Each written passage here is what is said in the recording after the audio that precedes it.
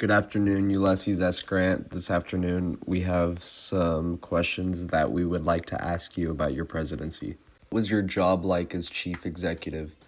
The weight of my office was heavy during the years of Reconstruction. My greatest challenge was reuniting a divided nation and ensuring the promises of emancipation were fulfilled after the Civil War. I inherited a country torn by resentment and hindered by prejudice and political corruption. As I worked to protect the civil rights of newly freed, I faced fierce opposition from those clinging to the old ways and even from factions within my own government. It was a time when our country was at risk and the principles of liberty and justice were being tested. My efforts to enforce the law, protect citizens' rights, and rebuild and trust the government were met with resistance that often felt overwhelming. What was it like being chief of state? As chief of state, my role was to symbolically represent the nation with dignity, both at home and abroad. After the Civil War, my main challenge was restoring faith in the presidency and the federal government, providing unity and stability for the country. I worked to reassure Americans North and South that we were one nation again, committed to liberty and self-government. Internationally, I upheld our standing by resolving disputes such as the Alabama claims with Great Britain through diplomatic rather than conflict.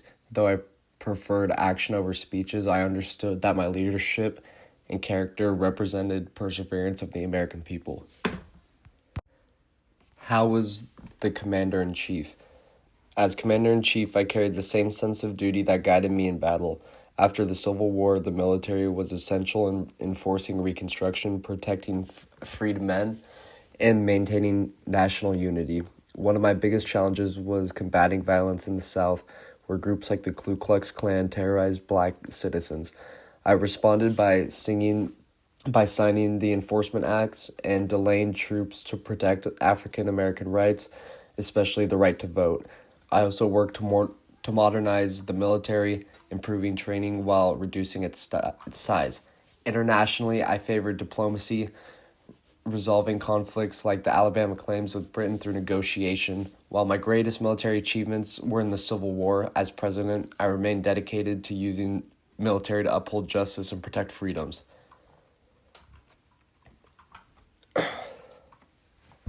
As chief manager of the economy, I face a difficult task of stabilizing the nation's finances after the devastation of the Civil War. The economy strained, our war debts, fluctuating currency values, and corruption within the federal government.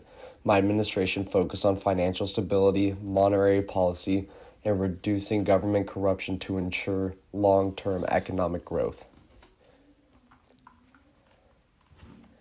I want history to remember me for leading the Union to victory in the Civil War, preserving the United States and securing the nation's survival. As general, my strategy of relentless pursuit and total war helped end the conflict, with the surrender of General Lee at the Appomattox marking a key moment. As president, I focused on Reconstruction, working to reunite the nation and protect the rights of newly freed African Americans. Though my presidency faced criticism, particularly for handling corruption and the slow pace of Reconstruction, I remained committed to national unity, civil rights, and principles of liberty and justice. My greatest accomplishment as president was navigating the challenges of Reconstruction and working to reunite the nation after the Civil War. I focused on enforcing civil rights, and newly freed African Americans will strive to rebuild the South, ensuring that the Union remained intact and the promises of emancipation were upheld. Despite facing fierce opposition and political turmoil, my efforts to restore the national unity and protect the rights of all citizens were central to securing the nation's future.